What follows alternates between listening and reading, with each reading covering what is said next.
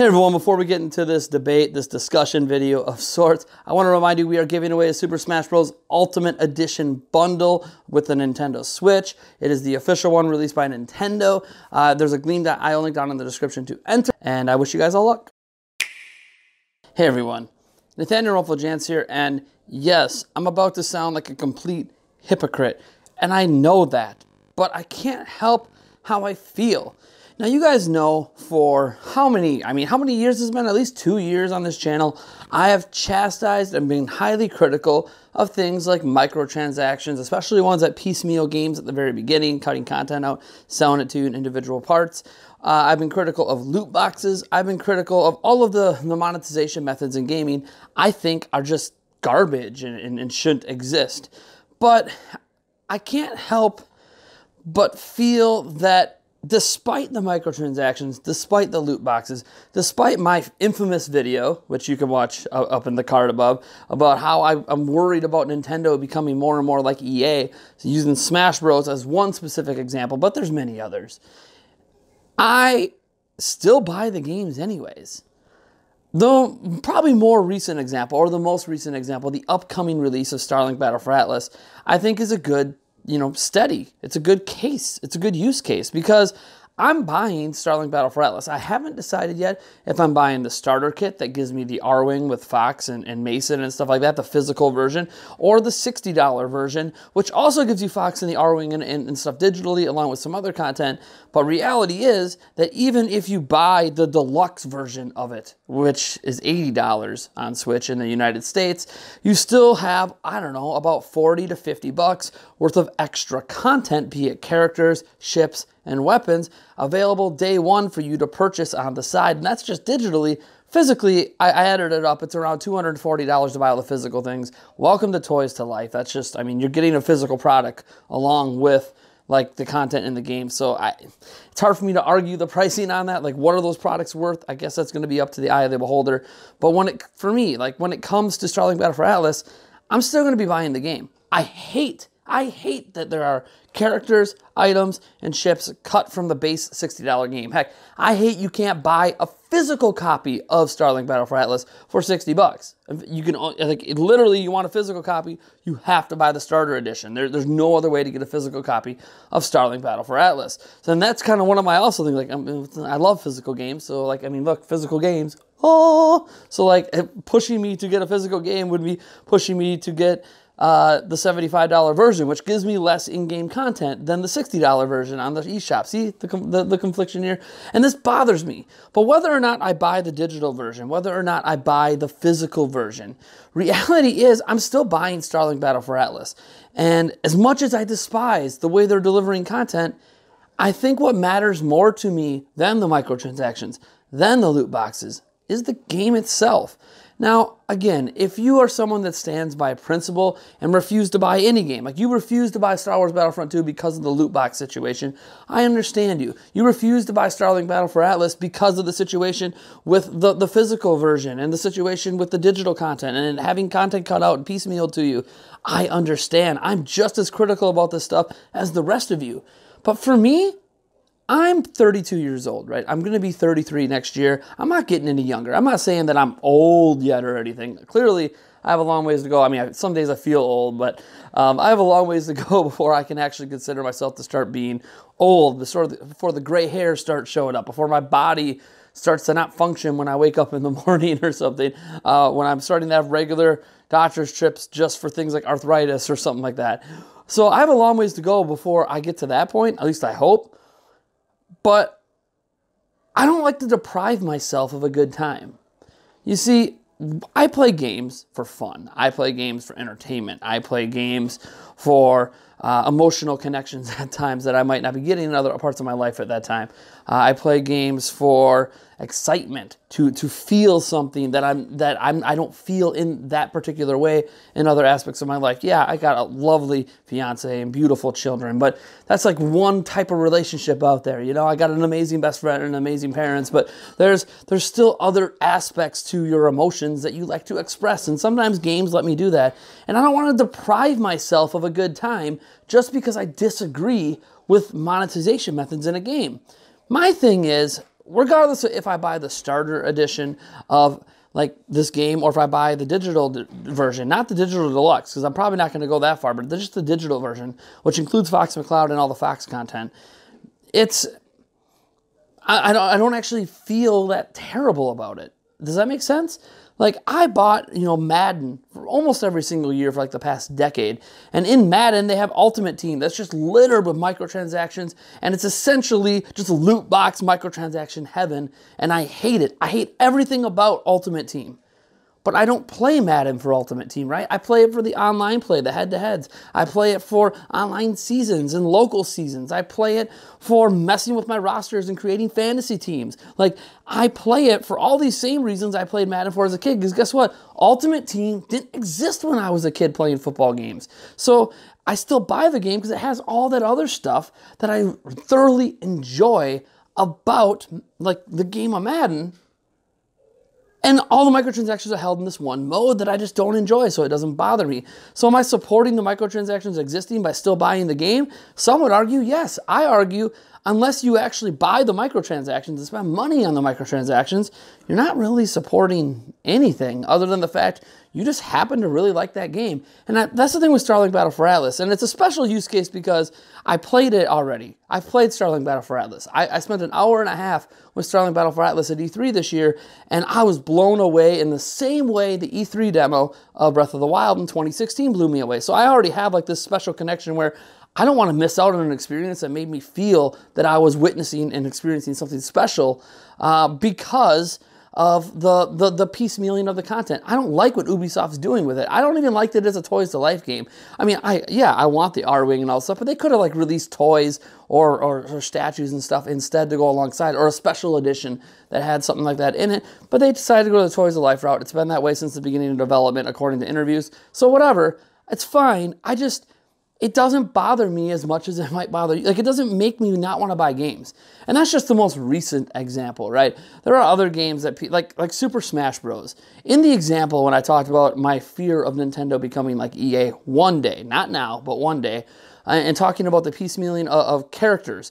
Not that they cut characters from the game to sell to you, but they were selling individual characters in the first place instead of selling packages. Like, yeah, they made packages of the characters later, but they never really, like a $20 season pass or something that would have just gave you all that content. Instead of, oh, you could buy a package of 3 here, a package of 3 there, individuals here. And by the time you're all done with it, you spent like an extra $100 to get everything in Smash Bros. But I still spent my money on Super Smash Bros. For Wii U and Super Smash Bros. For 3DS.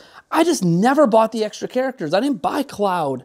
I didn't buy the extra stages. I didn't feel that I needed to buy that stuff to enjoy Super Smash Bros. I ended up loving Super Smash Bros. On Wii U and 3DS. I didn't need that extra content to justify the money I spent on the game, right? And I think that's just the way I view gaming in general. You could be against a monetization method, against a certain method of content delivery, but if what you're getting for your money is ultimately worth it to you, then you absolutely should buy the game. Don't deprive yourself of fun because you're standing on principle. Now look, I understand there are people that are going to continue to stand on principle and refuse to buy these games, and I respect your stance, I respect your opinions, I respect why you feel the way you feel about it.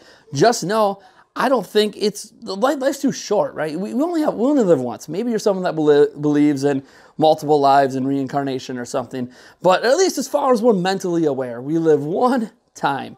And in that one life we have, I'd rather enjoy things more than not enjoy things to try to create change that isn't coming, right? Like, I'm not saying there's no point to complaining, there's no point to boycotting, but in general, like what people did when they boycotted loot boxes in Battlefield 2, yeah, I got rid of loot boxes for a time before they came back as something that was slightly better than what they were trying to do and making it pay to win, but ultimately, it's not stopping EA from using loot boxes. They're still going to be using loot boxes. I mean, maybe in certain countries and governments where they're trying to stop it, maybe they will stop it, maybe, but it's still a thing that exists. They're still going to keep doing it. They're not going to stop doing it.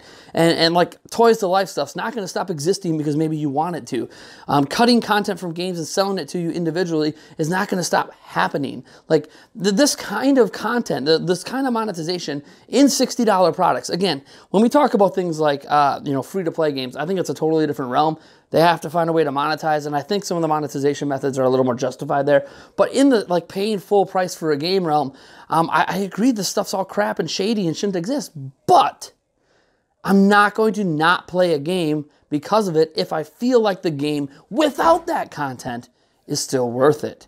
And again, that's going to be up to the individual. For me, Starlink Battle for Atlas, still worth it. Madden, well, on the whole, still worth it. I'll give you an example of a game that is no longer worth it for me, and it still might be worth it for you. That's NBA 2K. I bought NBA 2K18 last year. Last year's the first time I ever tried out the My Career mode. Turns out I actually kind of really like the My Career mode. I always played NBA 2K for the same reasons I played Madden, right? The seasons, the online play, the fantasy teams, all that great stuff. But I started getting into My Career mode and I really enjoyed it. See, I tried Ultimate Team, and regardless of them wanting to charge money for you in Ultimate Team on Madden, I just didn't like Ultimate Team. I didn't like the concept. Like if I want to open card packs, I'll go buy football card packs. I'm not gonna open virtual packs. I don't really get the fun in that. But in NBA 2K, they have a single-player mode, a My Career mode. And last year, you couldn't even really get out of the 70s without spending money on virtual currency. That really, really turned me off, not only to that mode, but it kind of soured me on the game. In fact, I wasn't even going to buy NBA 2K19 this year, and I only did, maybe hypocritically so, because Giannis Antetokounmpo is on the cover, and he is my favorite player on my home state team, the Milwaukee Bucks. So, like, I just kind of got it. I mean, it's back here, I think. I just got it because my boy Giannis is on it. If he wasn't on it, I wouldn't have picked it up. And yeah, I'm not saying I'm not having fun with NBA 2K19, but honestly, I'm not playing it nearly as much as NBA 2K18. Those of you that are friends on my Switch can even go check. My play hours on NBA 2K18 are like 180 hours. On 2K19, I've maybe got 10 in. I used to not leave my Switch for long stretches. And there'll still be periods I play it as the NBA season comes out, but it's just not as good to me.